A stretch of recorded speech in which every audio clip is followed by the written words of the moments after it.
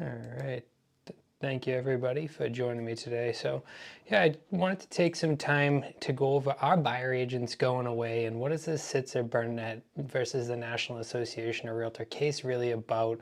What's going on? How are these different major brokerages being sued? What's it going to mean to us in the future? And kind of what my opinion on it is overall. Going to go over some recap of it, just the final verdict. It was guilty, and the idea of what's it going to do, how's it going to change the shape of what we understand as buyer agency in general. And that's really been a big question. And so I want to start off as a real estate broker here in Massachusetts, we are not required to have a buyer agency agreement. We have implied agency, and that's a good thing in some ways, but a bad thing in other ways, because a lot of agents rush themselves into relationships without properly disclosing how they get paid or what they get paid. They don't use terms like through cooperating compensation I'm paid. They use terms like I'm free to the buyer. Well, you're not actually free.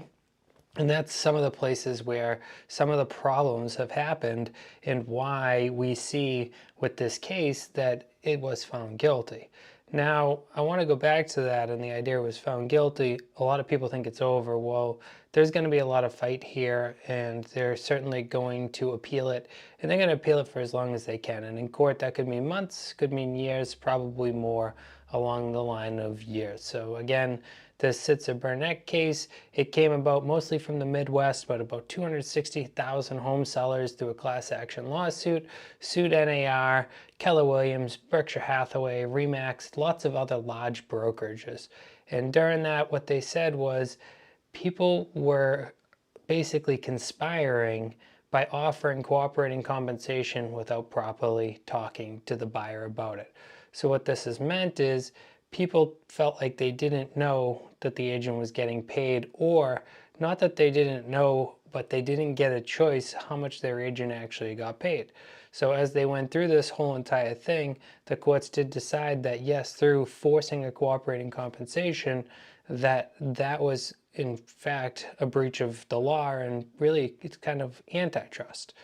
Now, I know myself at my brokerage, we've always talked about the idea of cooperating compensation, and we talk about it up front because we really want the buyer to understand. But I also always suggest using a buyer agency agreement, because in doing so, you can secure your pay. So one of the things I noticed in doing a lot of research on this subject, lots of agents made videos about this, and I saw people wrote things like, one agent said that the commission standard, right? So people were using numbers. They were pushing out that this is a standard commission. Well, again, that's against these laws. So be careful what you're saying about this stuff, because at the end of the day, calling a commission a standard or the normal is implying that there's a standard commission, which there is not. Every brokerage is allowed to charge whatever they want.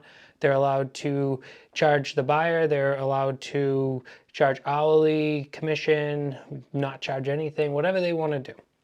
Where the breach really came from was the idea that the National Association of Realtors, through owning the MLS systems, or at least the majority of them, were forcing cooperating compensation to be granted in order to put a listing online.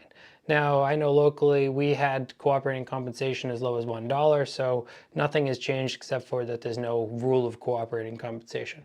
But that said, lots of agents did put out, and typically do put out, a bounty, as you want to call it, but a cooperating compensation.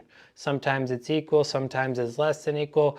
That's besides the point, but most of the time they know in order to attract a buyer, they're going to want to attract agents to show that property, so they offer cooperating compensation in order to bring in the buyer. So it's almost like marketing money per se for the seller in that type of thought process. But that's where the variant really came in. So what a lot of people are really nervous about now is for the fact that their buyers are struggling to get the 3.5% down and then the closing costs, where are the buyers going to get this extra money? Well, we're not quite there yet, right? We're not at the end of the line. We haven't finished this out. We don't know exactly where it's going. But one thing we do know is the real estate industry as a whole used to not have buyer agency. And eventually, through time, the government decided it was better to have buyer agency, so the buyers had representatives. So I'm going to guess that what's going to happen is you're going to see a repayment, I should say a restructuring of the payment structure in what's allowed to be put into closing costs and how buyers are able to buy property. Because to send them in there unrepresented would not be the best thing. But also, one of the other things I noticed, a big misconception is some people said buyers never pay. Well, if you have a buyer agency agreement, you can get paid more than the MLS cooperating compensation. You can get paid any amount of money that you want. You can get paid exactly how you want. You can get a retainer, you can get hourly, you can get compensated for your work. You could have however the compensation that you want to be. So some of the misconceptions is like that this is standardized pay. No, what's happened is real estate agents, a lot of them really haven't had the fine point of how much their business costs, so they go with what they think is the normal. And they also, a lot of agents don't believe in their value proposition, so they start reducing their own commission because they don't believe in themselves. So they're going down, down, down because the person has no faith in themselves. Now, I had a great conversation with somebody actually yesterday about this, and it was like, the guy asked me, he said, why do real estate agents get paid so much money per transaction? Like, why a $500,000 transaction pays less than $1 million, or a $2 million pays more? And one of the things I was explaining was good marketing and networking and the attention is really what you're paying for. You're not wanting to think about it as an hourly wage type thing, which maybe some agents think, it is an hourly wage thing. But the reason and the understanding I have why commissions are so large is because you are connecting them with a buyer in one of the largest transactions in their life, and you're making sure it goes smoothly. Now, I know a lot of people act like houses sell themselves and all these other things, which as an industry as a whole, those are beatings that we take, but you can't believe that in yourself. You have to believe in your own value, and that's important. And that's why buyer agency agreements are so great. By getting into a buyer agency agreement, it solidifies how much you're going to get paid. I've had multiple agents work for me where I see one versus the other's pay and what we owe them as far as compensation, because the total pay comes in, and the agents using the buyer agency agreements, when they run into a listing that's not paying as much as they believe their services are worth, get a check from the client, get a check from the seller, and put it together for their full compensation. Nothing illegal about it. It's actually smart, ethical, everything, because if your services are as great as you try to make them be, you should be being paid for your services. So overall, after all this went on, we saw that in the case, it started in October. Certain companies ended up settling out. So some of the companies decided they didn't really want to push on. So Remax, Century 21, a bunch of others, they decided to settle out, pay a couple $100 million out, and just get out of the deal. Well, the brokerages and NAR did not get out. They kept pushing, and the judge did find them guilty of the problem, and $1.8 billion worth of damages are to be awarded. Now, they are going to appeal that, and we can see where it goes, but there also has been talk already of the damages going up all the way to $5.3 billion, which is kind of an update. So we really don't know where it goes yet, really not sure how this is going to affect the overall way that brokerages work. Like, are buyer agents going to disappear from this? We don't think so, but at the end of the day, sorry, my phone is going off here. At the end of the day, you got to remember that the way that we have disclosures, the way that we have contracts, those are the things that are going to change. So if you're not using the agency disclosure up front, you're at risk, right? You're going to be seen as being misleading. Or if you're not using a buyer agency agreement in the future, if this lawsuit continues to snowball and create others, you could be in that suit as well. Now, a lot of people pointing out that right now they're suing the bigs because at the end of the day, when they sue the bigs, there's the most amount of commission involved, and they know as attorneys they're going to get paid on that.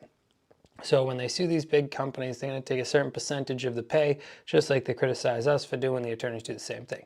But so when they take that percentage, as this grows out, there'll be other attorneys that hear about the wins and jump in, and we're already seeing that there are lots of new lawsuits very similar to this one starting to emerge. So there's a lot yet to be figured out, but like I said, what we got to focus on as agents is bringing up the bar level of services that we provide, focusing on having contracts, focus in on explaining to buyers how to work with you, why to work with you. And also, one thing that I think we should all take from this is being a listing agent, selling the listings has always been the most powerful and will always be the most powerful side to real estate. Because when you have a sign up and you have that marketing going on, buyers call you.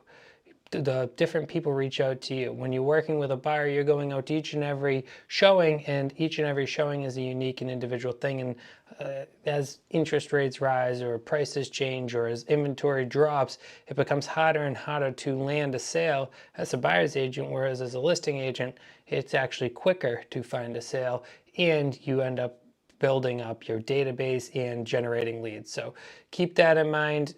Overall, guys, we're going to see a lot of different things happen, right? Because when we have all this happen, say cooperating compensation went away, there's about $60 billion annually in commissions across the country. If, say, 20% or 30% or 40% of that disappeared, what would that do to every single industry aligned around it? Contractors to insurance companies, the local sub shop to whatever. It would have a crippling effect, really, on the overall real estate industry on every level. So we have to think to ourselves that as this continues to go on, it's kind of business as usual. Really just keeping on the grind, keep educating your clients, keep working to give them more, right? Give them such an unbelievable deal, more than just the experience of buying a home. That way they tell people about you that really want to work with you, and you get well-qualified buyers that really can work with you, which is huge. So some key facts, just want to point out again, they were found guilty. They are going to appeal it. We don't know exactly where it's going to go. My personal notice was a lot of agents are putting out disinformation about this, buyer agencies over, all these other things. Maybe buyer agency for hacks and slashes is going to disappear because they're going to get themselves in trouble. But for those of us who really help people buy houses and sell houses, will always be valuable, even when the internet makes really cool things, because at the end of the day, the internet isn't able to talk somebody off the cliff per se, like we do when we're working with people in real estate, because at the end of the day, this is the largest purchase that they're ever going to make in their life. And most people really do love having their guide and having that person, that real estate professional, work with them. So I think they'll always figure out a way. Will we work hourly? Will we work on compensation? Will we work on less compensation per transaction? Will it always be success-based? Who knows? Because ultimately speaking, like I said at the beginning of this, you get to choose your own commissions. You get to set your own rates, and not all of us have to charge the same thing. Not all of us have to be success-based. There are hourly companies out there. There are discount companies out there. There are full-price companies out there. There's luxury companies out there. There are concierge-type services. I've seen real estate agents that even offer all the services such as dog walking and babysitting and staging and painting and flipping, and they put a little bit of an attachment on the property to sell it. So get creative. Realize that this lawsuit's just like everything else. It's noise and distraction from the reality. We as a group, us real estate agents, we need, if we want to succeed right now, to step it up, because it is a difficult market with limited inventory and things like that. But that said, this is just one more opportunity to educate our clients more, to prove that we're the professional that they should be working with. Thank you guys so much for joining me this week. I hope you guys got some great information from this. If there's any questions, drop them in the comments below. I'd love to discuss this. And if you're looking for a real estate brokerage, Momentum Realty, my brokerage, is hiring right now, and I would love to have you on there as an agent. I'll talk to you all soon.